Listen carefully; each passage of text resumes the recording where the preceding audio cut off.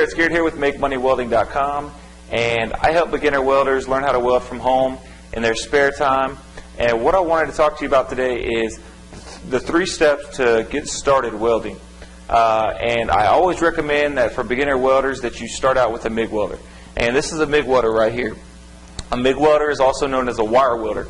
And there's two different welding processes you can use with a MIG welder. The first one is flux core, and flux core doesn't involve using a gas cylinder to shield the weld puddle. So decide whether or not you want to use flux core or you want to use MIG welding. Now, MIG welding involves hooking a gas cylinder up to your machine, and it produces much nicer welds. You don't have to chip away slag or anything like that with MIG welder. So decide whether or not you want to use MIG welding or flux core, because when you buy one of these welders, some of them only come set up to weld with flux core wire. They don't have the ability to hook a gas cylinder up to it.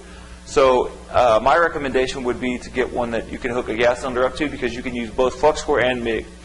The second step, I would say, is to buy a decent helmet. I've wasted a lot of money on cheap Chinese helmets for 60 bucks.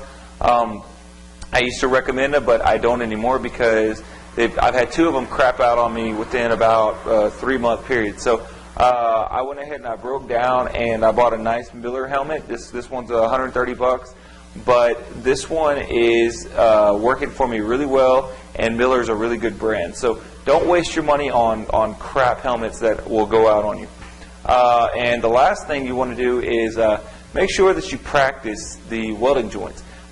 It's one thing to be able to weld, buy a welder, lay a weld bead down, but that doesn't make you good at fabricating anything. And your ultimate goal is to make projects. So practice the welding joints. You know, you're going to come across fillet joints like this, and corner joints like this, and lap joints like this. All of these have different techniques that you're going to need to practice before you actually start fabricating.